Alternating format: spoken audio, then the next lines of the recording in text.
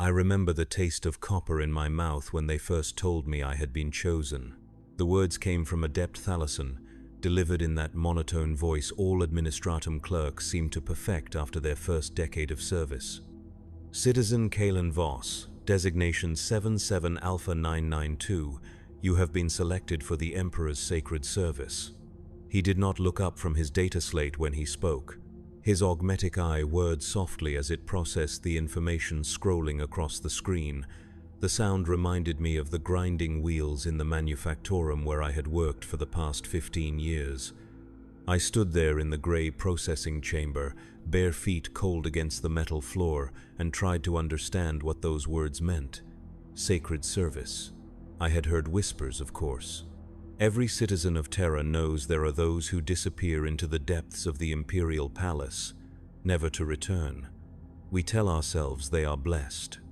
We tell ourselves they serve a purpose greater than any of us can comprehend. We tell ourselves many things to sleep at night. The copper taste grew stronger. I realized I had bitten my tongue. There must be some mistake, I said, though my voice sounded small in the echoing chamber. I am just a factory worker. I maintain the grinding wheels for wheat processing in Sector Gamma 7. I have no special skills, no training, there is no mistake. Adept Thalasson finally looked up. His human eye was brown, tired, surrounded by the pale skin of someone who had not seen natural light in decades. The selection process is thorough. Your genetic markers, your psychic resonance levels, your psychological profile, all have been reviewed and approved. You will report to Sanctum Level Omega 33 at the 19th hour for preparation. The chamber felt smaller suddenly. The walls, painted that institutional beige that exists nowhere in nature, seemed to press inward. The fluorescent lumens hummed overhead with a frequency that made my teeth ache. I became aware of my breathing, how shallow it had become, how the recycled air tasted of metal and disinfectant. What exactly is sacred service? I asked. For the first time, something almost resembling emotion flickered across the adept's face. It might have been pity. It might have been envy. You will sustain the light that guides humanity through the darkness, he said. There is no greater honor. He returned to his data slate, and I understood the conversation was over. The journey from the processing chamber to my HAB unit took 47 minutes through the transport tubes. 47 minutes during which I stared at my reflection in the scratched plasteel windows and tried to reconcile the face looking back at me with the words I had just heard. Chosen, selected, sacred service. The terms felt foreign, like a language I had once known but forgotten. My reflection was unremarkable. 34 years old, brown hair that had started thinning at the crown, grey eyes that held no particular wisdom or strength. A thin scar across my left cheek from a grinding wheel accident 3 years prior, hands calloused from decades of manual labor, fingernails permanently stained with machine oil despite my best efforts to clean them. An ordinary man leading an ordinary life in service to the Imperium. Or so I had thought. The HAB unit was as I had left it that morning, a single room, 8 meters by 6, containing a cot, a small desk, a food preparation unit, and a lavatory alcove. The walls were the same institutional beige as the processing chamber. On the desk sat a single picked frame containing an image of my parents, both long dead, taken on the day they had been wed 47 years ago. They smiled at the camera with the genuine happiness of people who believed the future held promise. I sat on the edge of the cot and stared at their faces.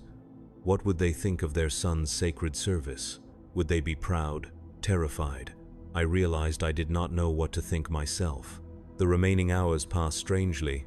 I tried to eat but found no appetite. The corpse starch ration, flavored to approximate some long-extinct meat, turned to ash in my mouth. I tried to read from the small collection of approved texts I kept in my desk drawer, but the words swam before my eyes without meaning. The Primer Imperialis, which I had read hundreds of times, might as well have been written in an alien tongue. I tried to sleep but found myself staring at the ceiling panels, counting the small imperfections in the metal plating. 63 dents, 12 rust spots, one panel slightly misaligned with its neighbors. When the chime sounded for the 19th hour, I was ready. The transport system that carried me to Sanctum Level Omega-33 was unlike anything I had experienced in my years on Terra.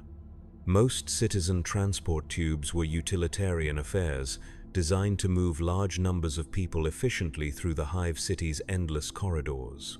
This was different.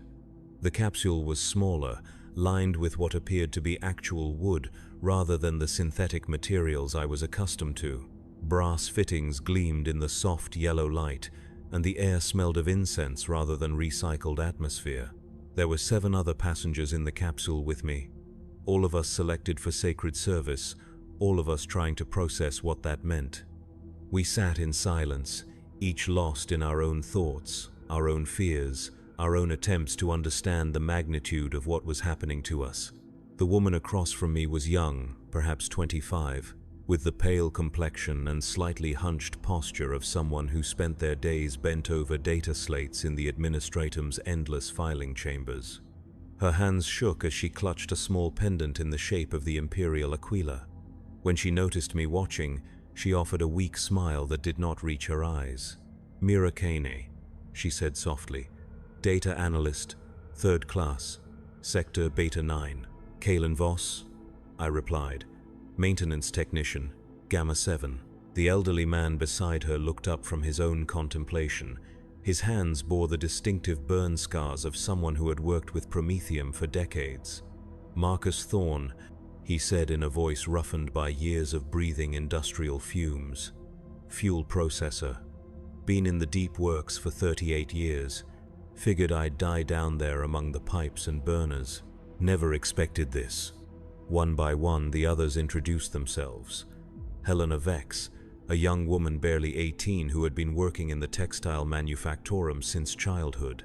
Dmitri Vasquez, a middle-aged man whose augmetic arm marked him as a former tech servitor operator. Jaren Cole, a teenager whose nervous energy suggested he had been pulled from one of the lower Hive's youth brigades.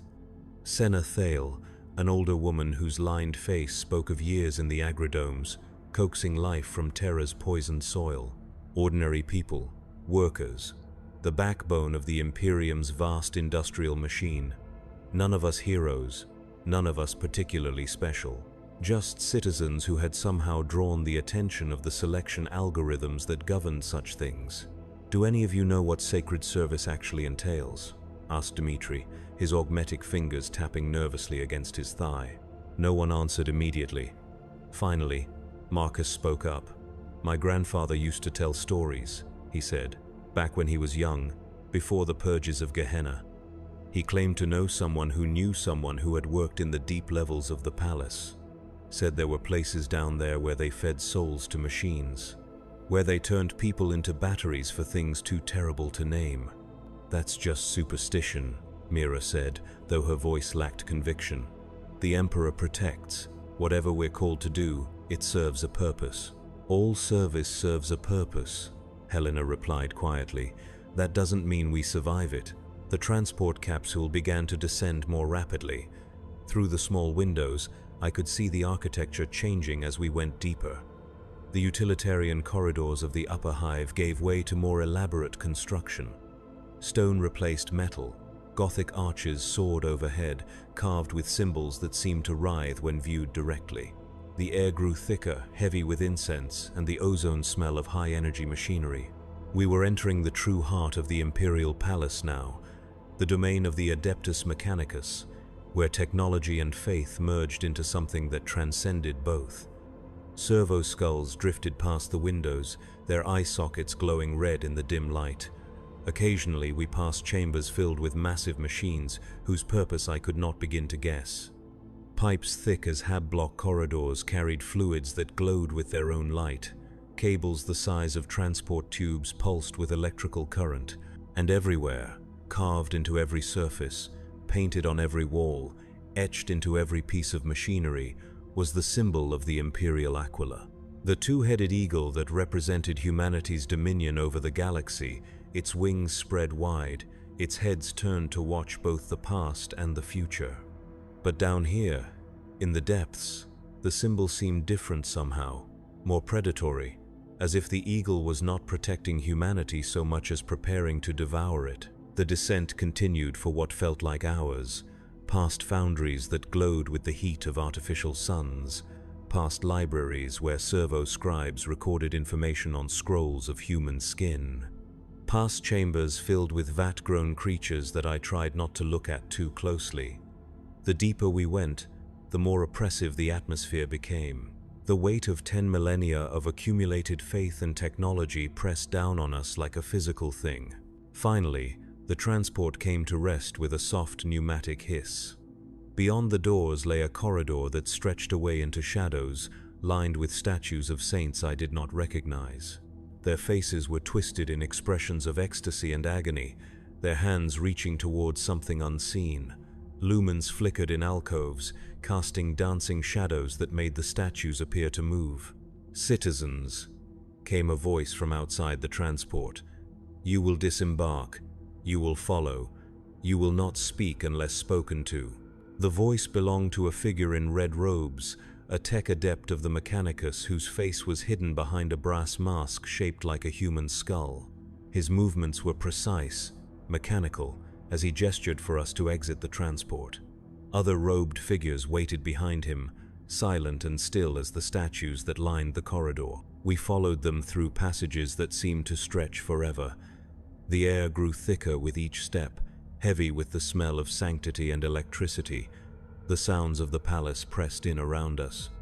The distant hum of massive generators, the chanting of tech priests performing their rituals, the whisper of servo skulls passing overhead. And underneath it all, so low it was felt rather than heard, a deep thrumming that seemed to come from the very foundations of the structure, the heartbeat of something vast and terrible. We passed through checkpoints guarded by Skitarii rangers, their augmetic limbs clicking and whirring as they scanned us with devices I did not recognize. Each checkpoint took us deeper into the palace, further from the world I had known, closer to whatever fate awaited us in the depths. The corridors began to change again. The Gothic arches gave way to something older, more primitive. Rough-hewn stone replaced worked marble. The carvings became less elaborate but somehow more disturbing. Symbols that hurt to look at directly. Faces that seemed to watch us as we passed. Words in languages that had been old when terror was young. And still we descended. The air itself seemed to thicken, taking on an almost liquid quality that made breathing an effort. The temperature fluctuated wildly, scorching heat giving way to bone-deep cold without warning. The lumens flickered more frequently, sometimes leaving us in darkness for long moments before sputtering back to life. It was in one of these dark moments that I heard something that chilled me to the bone. A sound so low it was barely audible, yet so filled with anguish that it seemed to reach directly into my soul and squeeze. It lasted only a moment before the lumens returned and the tech adepts continued their measured pace, but I knew I would carry the memory of that sound for whatever time remained to me. It was the sound of someone screaming in a place too deep for sound to carry. We came at last to a massive archway flanked by 2 custodian guards. Even motionless, even silent, they radiated a presence that made my breath catch in my throat. These were not ordinary soldiers. They were something beyond human, crafted by the Emperor's own hand to be perfection made manifest. Their golden armor gleamed despite the dim light, and their guardian spears hummed with barely contained energy. They did not acknowledge our presence. They did not need to.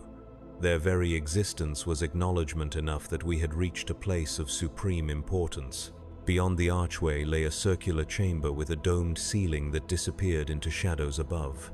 The walls were lined with alcoves, each containing a smaller version of what dominated the center of the room. Thrones, dozens of them, arranged in concentric circles around a raised dais. And on that dais stood something that made my mind recoil in instinctive terror. A throne larger than the others, more elaborate, more terrible. It was carved from some black substance that seemed to absorb light rather than reflect it. Cables and tubes snaked away from its base, disappearing into the floor and walls. Crystalline structures grew from its arms and back like malignant tumors, pulsing with their own internal light. And connected to those smaller thrones, sitting in them, were people. They were alive, I realized with dawning horror. Their chests rose and fell with the rhythm of breathing, but their eyes stared sightlessly ahead, rolled back to show only the whites. Cables ran from the thrones into their bodies, needles and tubes piercing their arms, their necks, their skulls. The crystalline growths from the central throne had spread to encompass them as well, forming a web of glowing filaments that connected each occupant to the whole. They were not dead. They were something worse than dead. They were part of the machine. "Behold," said one of the tech adepts, his vox grill making his voice sound like it came from the bottom of a deep well. "The preparatory chambers for sacred service. Here, the faithful are transformed. Here, individual existence ends and true purpose begins." Mira began to cry. Soft, quiet sobs that echoed strangely in the domed space. Marcus reached out and took her hand, though his own was trembling. The teenager, Jaren, had gone pale as corpse starch, his mouth hanging open as he stared at the occupied thrones. "What happens to them?" Helena whispered. The tech adept turned his skull mask toward her. "They become part of something greater. Their life force, their psychic potential, their very souls are channeled into the great work. They sustain the light that guides humanity through the darkness." "The Astronomican," I breathed, understanding flooding through me like ice water. "Indeed. The beacon that allows our ships to navigate the warp, that keeps the forces of chaos at bay, that maintains the barriers between reality and the realm of nightmares. It requires constant feeding, constant sacrifice. The souls of the faithful, willingly given, transformed into the light that preserves our species." The truth of it hit me like a physical blow. I had heard of the Astronomican, of course. Every citizen of the Imperium knew of the great light that shone from Holy Terra, guiding our ships through the treacherous currents of the warp, but I had never connected it to this. Never understood that the light was literally made from human souls, burned away to fuel something beyond comprehension. 1,000 souls a day, the tech adept continued, his mechanical voice devoid of emotion.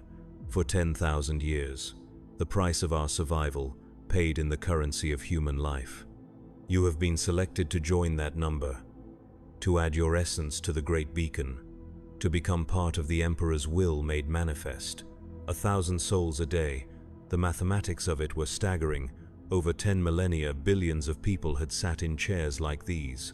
Billions of ordinary citizens, pulled from ordinary lives, transformed into something that existed beyond the boundaries of flesh and mortality, all to keep a single light burning in the darkness of space." "How do you choose?" asked Dmitri, his augmetic arm whirring softly as he clenched and unclenched his fist. "How do you decide who lives and who dies?" "The selection is thorough," replied the tech adept.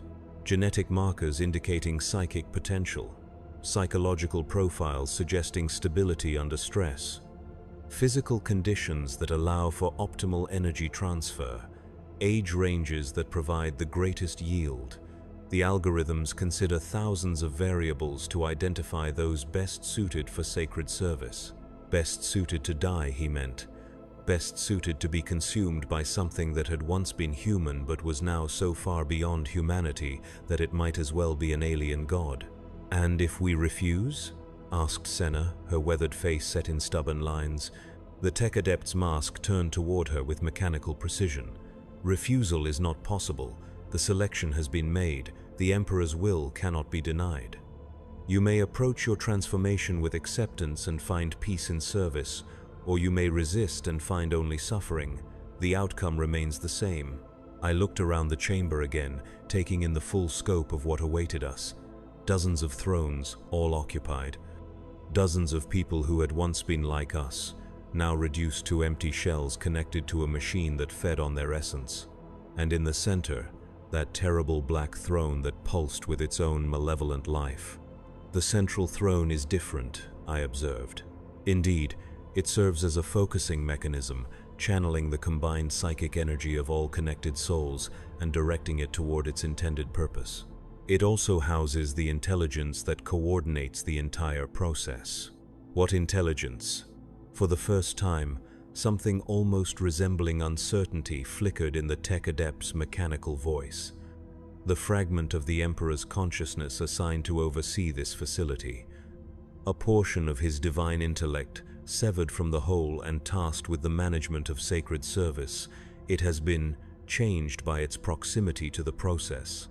10,000 years of witnessing the death of the faithful has affected it in ways we do not fully understand. The implications sent a chill through me, a piece of the Emperor's mind, isolated down here in the depths, watching thousands die every day for 10 millennia. What would such an experience do to any consciousness, even a divine one? What would it become after witnessing so much death, so much suffering, all in service of a greater purpose? You will be processed in order of selection, the tech adept continued, gesturing toward the waiting thrones. The procedure is brief but intensive. Your individual consciousness will be preserved for a short time as your body adapts to the neural interfaces. After that, you will become part of the greater whole. Mira was first. They led her to one of the smaller thrones with the same mechanical precision they showed in all things. She walked slowly, as if in a dream, her hands clutching the Aquila pendant so tightly that her knuckles had gone white. When they helped her sit, she looked back at us with eyes wide with terror. "Tell them," she whispered. "Tell them I served willingly. Tell them I died with honor." But there would be no one to tell. We were all destined for the same fate. The needles slid into her arms with surgical precision, tubes connected to her neck, her spine, her skull. The crystalline growths from the central throne began to extend toward her, reaching out like hungry fingers. When they made contact, her entire body convulsed as if struck by lightning. Her scream echoed through the chamber, a sound of pure agony that seemed to go on forever. Then, suddenly, it stopped. Her face went slack, her eyes rolling back to show only the whites. The readings on the tech adept's instruments spiked, then settled into a steady rhythm. Connection established, one of them announced. Soul integration at 97% efficiency, psychic resonance within acceptable parameters. Mirakaine, data analyst 3rd class from Sector Beta 9, ceased to exist as an individual entity. What remained was a conduit, a living battery feeding power into the great machine that kept humanity alive. Marcus went next. The old fuel processor faced his fate with stoic dignity, settling into his assigned throne without resistance. "Worked with fire all my life," he muttered as the needles found their marks. "Fitting that I should become fire in the end." His transformation was quieter than Mira's, but no less final. One moment he was a man with decades of experience and accumulated wisdom. The next, he was part of the machine. Helena followed, then Dmitri, then the boy Jaren, who wept silently as the crystalline filaments invaded his nervous system. Each transformation was slightly different, each individual reaction unique, but the result was always the same. Consciousness dissolved into something larger, identity subsumed into collective purpose. Senna, the agri-dome worker, was the last before me. She looked at the throne with undisguised hatred, her weathered hands clenched into fists. 40 years I spent trying to make things grow in poisoned soil, she said. 40 years fighting to bring life to a dead world. And this is my reward. Your reward is eternal service, the tech adept replied without emotion. Your essence will guide ships across the galaxy. Your sacrifice will preserve millions of lives. What greater purpose could any individual serve? The purpose of living, she spat. But she sat in the throne anyway, because there was no choice. Her transformation was the most violent yet, her body convulsing for long minutes before finally going still. But even in death, even connected to the machine, something of her defiance seemed to remain. The readings fluctuated more wildly than the others, as if some part of her consciousness was still fighting. And then it was my turn. The throne was warm when I settled into it, heated by some internal mechanism or perhaps by the psychic energy flowing through the chamber. The material felt organic somehow, as if it were made from living tissue rather than metal or stone. As the restraints closed around my arms and legs, I caught a glimpse of the central throne and realized with horror that I could see something moving within its crystalline matrix. A face. Human, but transformed by 10,000 years of exposure to forces beyond mortal comprehension. The fragment of the Emperor's consciousness that oversaw this facility, trapped within the machine, watching everything with eyes that held the accumulated weight of millions of deaths. Those eyes turned toward me as the first needle slid home. The pain was indescribable. Not physical pain, though that was certainly present, but something deeper. The pain of having your very essence torn apart and examined, categorized, prepared for consumption. I felt my memories being sifted through by an intelligence vast and alien and utterly indifferent to my suffering. My first day at the Manufactorum, the pride I had felt when I successfully repaired a particularly complex grinding mechanism. The girl I had loved for 3 perfect weeks before she was transferred to another sector. The taste of real meat on Foundation Day, a rare treat in a life of processed protein, the sound of rain on the Hab block roof during one of Terra's infrequent storms. All of it catalogued, filed away, prepared for integration into the greater whole. But there was something else in the examination, a presence that felt different from the cold analytical intelligence that was processing my memories. Older, more human, infinitely sad. The fragment of the Emperor's consciousness trapped within the central throne was not just observing the process, it was participating in it, adding its own sorrow to the transformation. Each death diminished it somehow, each new soul added to the choir took something away from what it had once been. "I am sorry," it whispered directly into my dissolving mind. "I am so very sorry."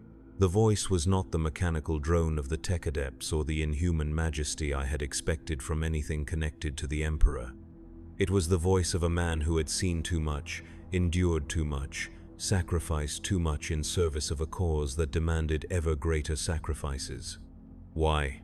I managed to ask, though whether I spoke the word aloud or simply thought it, I could not tell. Images flooded my consciousness in response. The galaxy as seen from the perspective of the Golden Throne, millions of worlds spinning in the darkness, each one precious, each one fragile. Ships moving through the warp guided by the light of the Astronomican, colonies being founded on distant worlds, children being born under alien suns, humanity spreading across the stars carrying the spark of consciousness to every corner of the galaxy, and pressing in from all sides, the enemies that sought to extinguish that spark, chaos fleets massing in the Eye of Terror, Tyranid hive ships approaching from the dark between galaxies, orc warbands gathering momentum as they swept across entire sectors, ancient Necron tomb worlds awakening after millions of years of slumber. The choice was not between good and evil, between freedom and oppression, between hope and despair. The choice was between survival and extinction, between the continuation of human consciousness and its complete obliteration. "The price is too high," I protested, even as I felt my individual identity beginning to fray at the edges. "Yes," agreed the voice in my head, "it is. But the alternative is worse. More images. A galaxy without the Astronomican, ships lost in the warp, their crews driven mad by exposure to raw chaos. Worlds cut off from each other, falling one by one to enemies they could not defeat alone. The great civilization of humanity crumbling into isolated fragments, each one prey to forces that had waited millennia for this moment of weakness. And worse.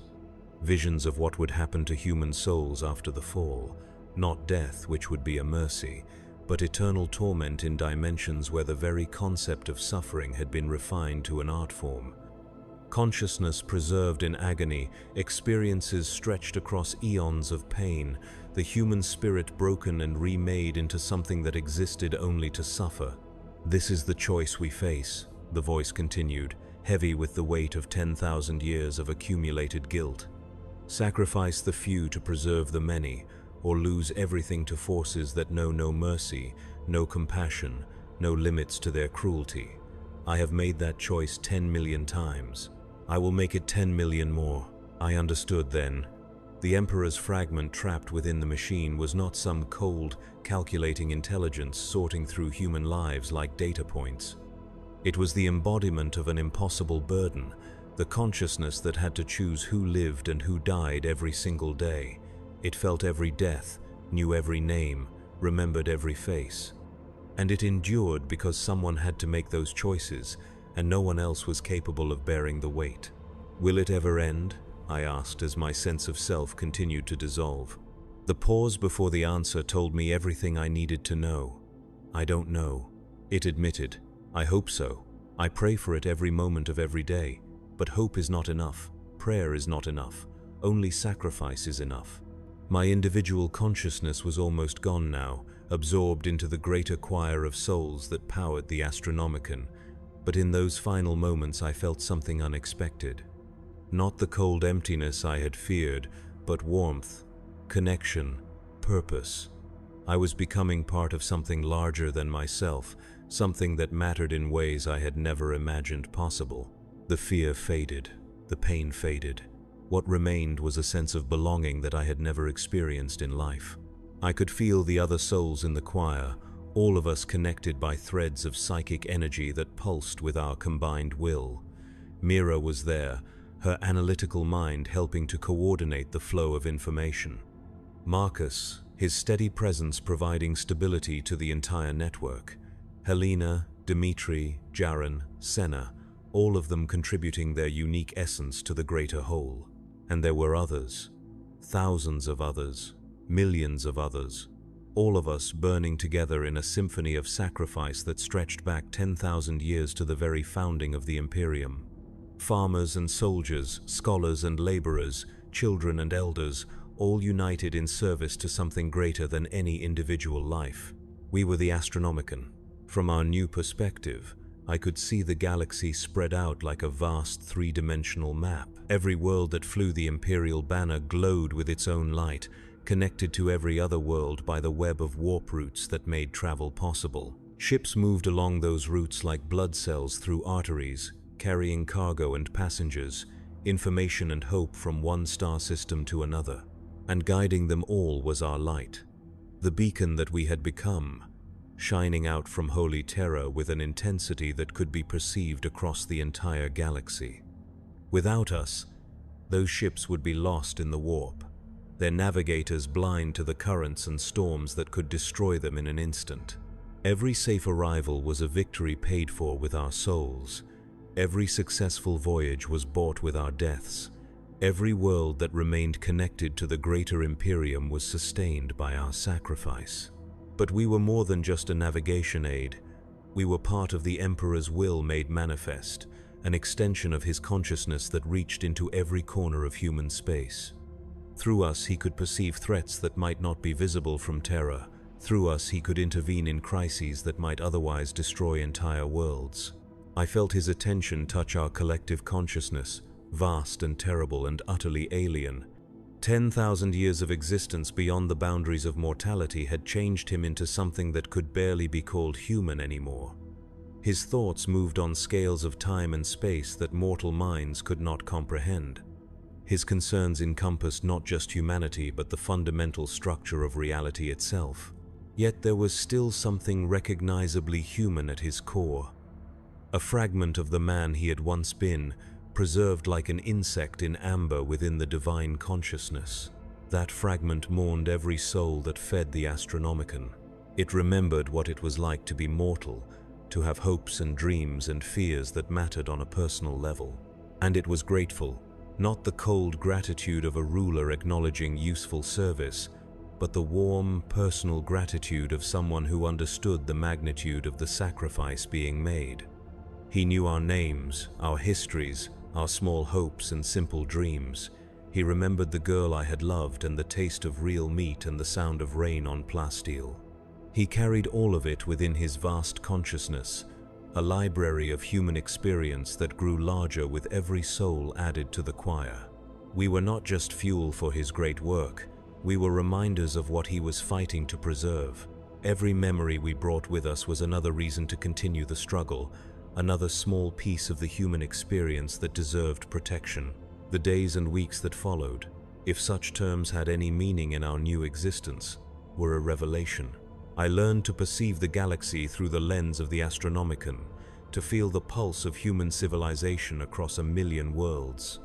Ships called out for guidance and we provided it, our light cutting through the darkness of the warp like a blade through silk. Colonies requested aid and the Emperor's attention flowed through us to assess their needs, sometimes dispatching help across thousands of light years with a thought. But I also saw the darkness that pressed in from all sides. Chaos fleets gathering in the eye of terror, their hulls twisted into shapes that hurt to perceive directly. Daemon princes marshalling their forces for another assault on the material universe.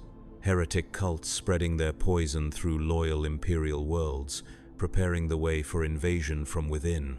The Great Devourer approaching from the galactic rim, its scout fleets probing the outer systems while the main hive fleets digested entire star clusters in their wake. Splinter fleets that had broken off from the main swarms, each one capable of consuming entire sectors before they could be stopped. Orc empires consolidating their gains, their war bosses growing more cunning with each victory. Wags that started as raiding parties and grew into unstoppable tides of destruction, sweeping away everything in their path. Ancient Necron tomb worlds awakening after eons of slumber, their occupants emerging to reclaim a galaxy they considered theirs by right of prior ownership. Technologies that made human science look like a child playing with sticks, wielded by consciousnesses that had survived the death of their own gods. And worse things that existed in the spaces between dimensions, pressing against the barriers that kept them at bay. Things that fed on reality itself, growing stronger with every breach in the walls between worlds. Things that whispered promises of power to those foolish enough to listen, always demanding just a little more, just one more compromise, until their victims were completely consumed. The Emperor saw all of it, every threat, every crisis, every small victory and crushing defeat.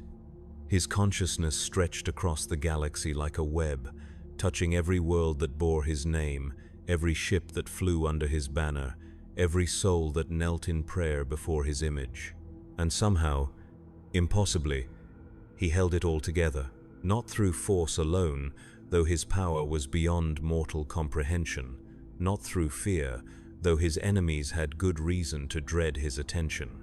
He held it together through will, through the absolute refusal to surrender, no matter how hopeless the situation became, through the determination to protect humanity, even if it meant becoming something that humanity might no longer recognize as one of their own. The irony was not lost on him.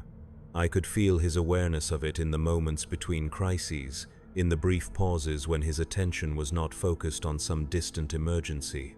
He had become the very thing he had once sought to destroy, a god-emperor demanding worship from his subjects, a tyrant sustained by the blood of innocence, a monster wearing the face of humanity's savior.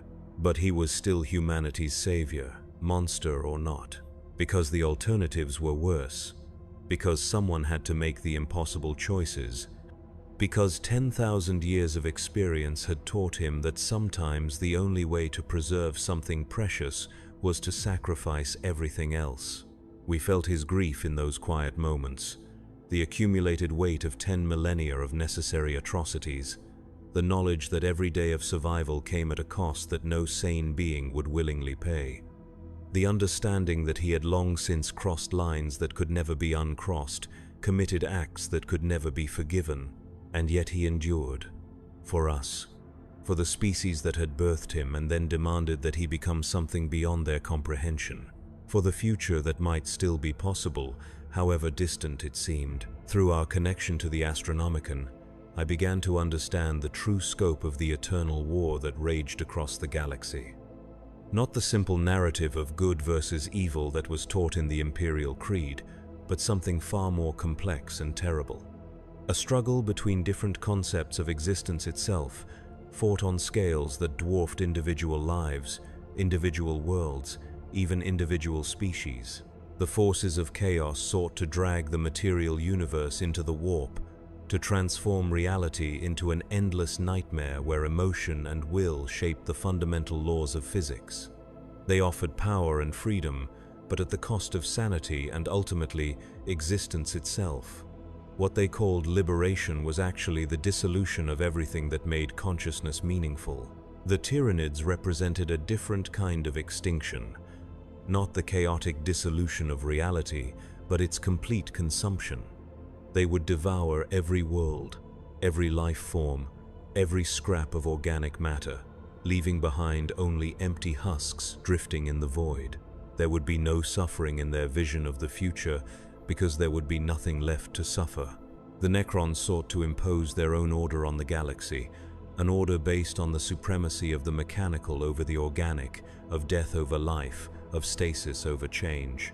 They had already achieved their own version of immortality by abandoning flesh for living metal, and they viewed biological life as an aberration to be corrected. Each enemy offered its own form of finality. Each represented a different way for human consciousness to end forever. Against them all stood the Imperium, flawed and brutal and monstrously oppressive, but still the last bastion of human existence.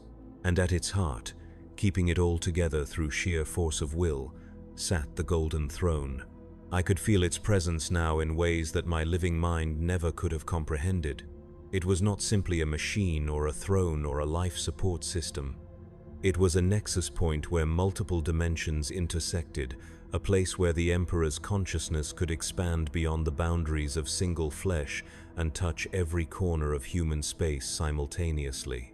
The technology was ancient beyond measure, built during the dark age of technology when humanity had reached heights of scientific achievement that would not be seen again for tens of thousands of years. It had been designed for a different purpose originally, as a gateway between dimensions, but the Emperor had modified it, adapted it, turned it into something that could sustain his transformed existence. But it was failing. 10,000 years of constant operation had taken their toll. Components that had been designed to last for millennia were breaking down. Systems that had once operated with perfect efficiency were developing flaws, inconsistencies, failures that required ever more psychic energy to overcome. The 1,000 souls sacrificed daily had once been a manageable drain on the Emperor's power. Now they barely sustained him from one day to the next. Soon, even that would not be enough. Through the collective consciousness of the Astronomican, I could perceive the calculations running constantly in the depths of his divine intelligence. Statistical models predicting the rate of decay, probability matrices exploring potential solutions, contingency plans for scenarios too terrible to contemplate. The conclusion was always the same: the Golden Throne would fail within the next few centuries. When it did, the Emperor would die, the Astronomican would go dark, and humanity would be left alone in a galaxy full of enemies who had been waiting 10,000 years for exactly this moment. Unless something changed, I felt his attention turn toward a particular region of space, far from Terra, where something unprecedented was happening, a human world where the impossible had occurred, where someone had found a way to create new technology that actually worked, that enhanced human capabilities instead of simply maintaining what already existed. For the first time in 10 millennia, humanity was innovating again. The implications sent ripples through the choir of souls that made up the Astronomican. If this development could be protected, nurtured, allowed to spread, it might represent hope for the future. A way forward that did not depend on the slow decay of ancient systems or the daily sacrifice of innocence. But it would have to be protected. The forces of chaos had noticed the innovation as well, and they were moving to corrupt it, to turn humanity's new hope into another weapon in their arsenal. Orc fleets were converging on the sector, drawn by the promise of new technology to loot and destroy. Tyranid scout ships probed the outer systems, tasting the genetic diversity that new human colonies represented. The Emperor's will focused like a laser beam on that distant region of space. Power flowed through us, through the Astronomican, across thousands of light years to manifest as miracle and intervention. Space Marine chapters received visions directing them toward the threatened worlds. Imperial Guard regiments found themselves reinforced by troops who should have been deployed elsewhere. Tech priests discovered ancient STC fragments that had been lost for millennia, giving them the tools they needed to understand and protect the new innovations. The effort was enormous. I felt the strain ripple through every soul in the choir as the Emperor drew on our essence to fuel his intervention. Some of us simply burned out. Our consciousness dissolved completely as our psychic energy was consumed. Others held on, but were diminished, reduced to shadows of what we had been. And still it was not enough. The innovations were spreading but slowly. The defenses were holding but barely. The enemy forces were too numerous, too determined, too well coordinated to be stopped by conventional means. Something more was needed. Something that had not been tried in 10,000 years of warfare. I felt the Emperor's consciousness turn inward, focusing on the deepest levels of the Golden Throne, on systems that had not been activated since the Horus Heresy. Ancient protocols that had been designed for the most desperate of circumstances. Powers that he had sworn never to use again because the cost was too terrible to contemplate. But the alternative was worse. The transformation began slowly, so subtly that at first I thought it was simply another fluctuation in the psychic energy flowing through the throne. But gradually, I became aware that something fundamental was changing. The barriers between dimensions were becoming more permeable. The distinction between the material universe and the warp was beginning to blur. Not the chaotic dissolution that the forces of chaos sought to impose, but something controlled, directed, purposeful. The Emperor was transforming the space around Terra into something new, a realm where his will could manifest directly without the need for intermediary systems or psychic conduits. It was glorious. It was terrifying. It was the birth of something that had never existed before in the history of the galaxy. A god ascending to true divinity. The process sent shockwaves through every soul connected to the Astronomican.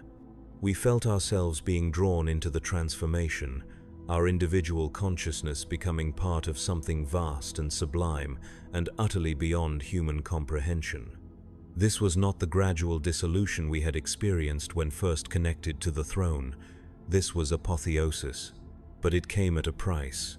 The power required for such a transformation was beyond what even the daily sacrifice of 1,000 souls could provide. The Emperor was drawing on deeper reserves, tapping into the very foundations of the Golden Throne itself.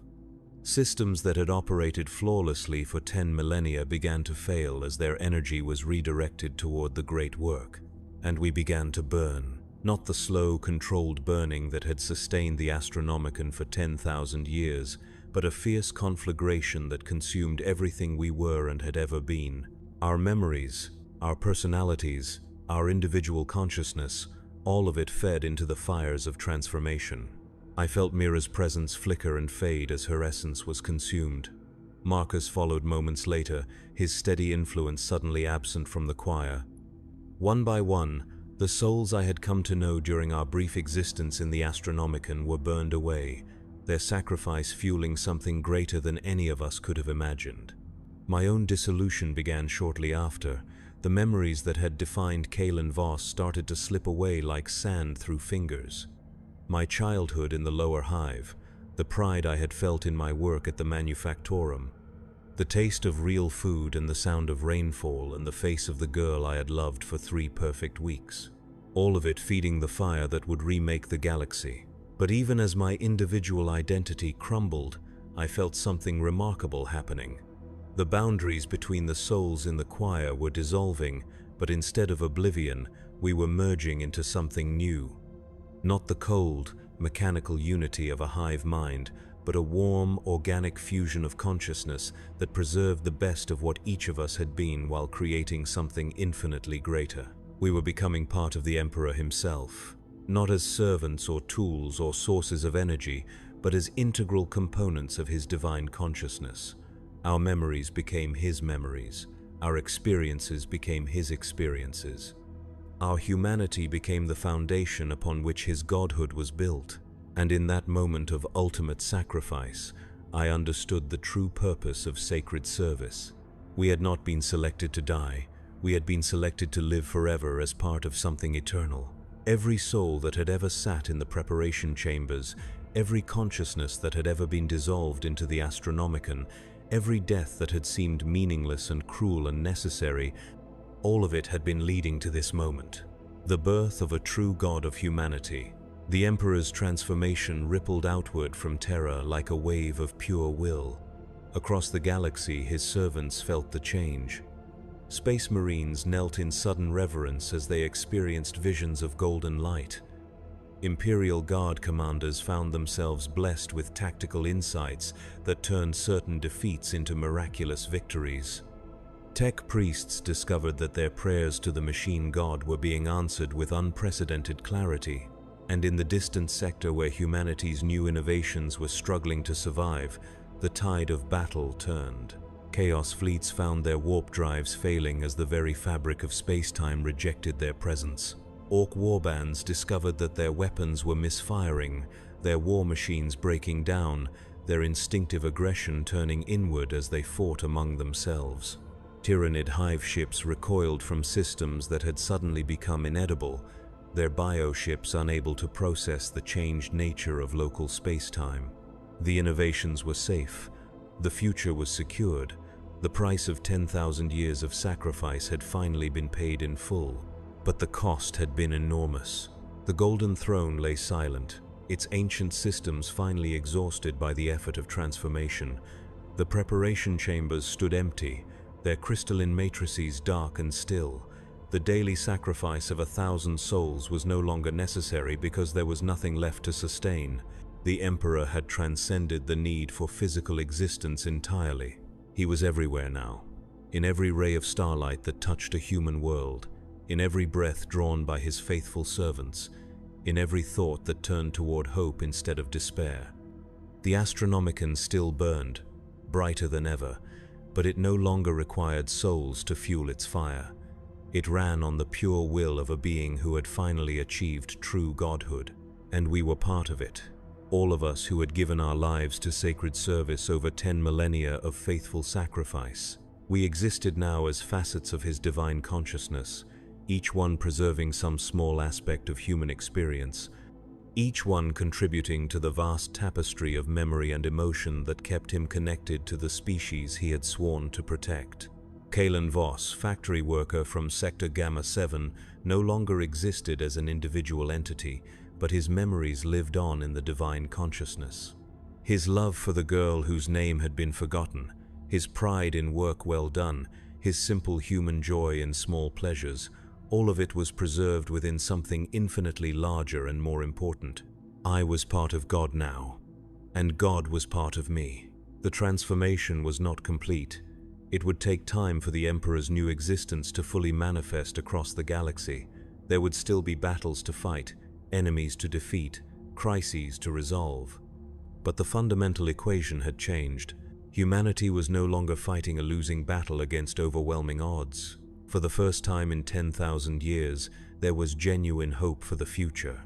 New technologies would spread unchecked by the forces of stagnation. Human colonies would expand into previously unreachable regions of space. The barriers between the material universe and the warp would strengthen, holding back the forces of chaos more effectively than ever before. There would still be suffering, there would still be death, there would still be the countless small tragedies that marked the human condition across a galaxy of war and hardship, but there would also be progress, growth, the possibility that tomorrow might be better than today. It was worth the price we had paid, worth every soul that had burned to make this moment possible, worth the sacrifice of our individual existence to become part of something eternal. The wheel had turned one final time. The fire had consumed everything and been reborn as something pure and bright and everlasting. The Emperor had transcended mortality and become truly divine. And we, the faithful who had given everything to make his transformation possible, lived on in his infinite consciousness. Our sacrifice transformed into the foundation of a new age for humanity. The song continued, but it was no longer a dirge. It had become something else entirely, a hymn of victory, a celebration of sacrifice vindicated, a promise that the light which had guided humanity through its darkest hours would never be extinguished again. In the depths of space, ships found their destinations more easily than ever before. On distant worlds, colonists looked up at alien skies and saw the Astronomican burning with renewed strength. In the hearts of the faithful, prayers were answered with a clarity that had not been felt since the Emperor had walked among mortals. The long night was ending, the dawn was finally breaking, And in the golden light of a new age, the souls of the sacrificed sang their eternal song of service and redemption, their individual voices lost in the greater chorus, but their essence preserved forever in the consciousness of the God they had helped to create. Sacred service had fulfilled its purpose. The price had been paid. The future was secure. And in that security, in that hope, in that promise of better days to come, every death was justified, every sacrifice was vindicated, every moment of suffering was transformed into something beautiful and meaningful and eternal. The Emperor protects, and we, his faithful servants, had become the instrument of that protection, forever and always, without end.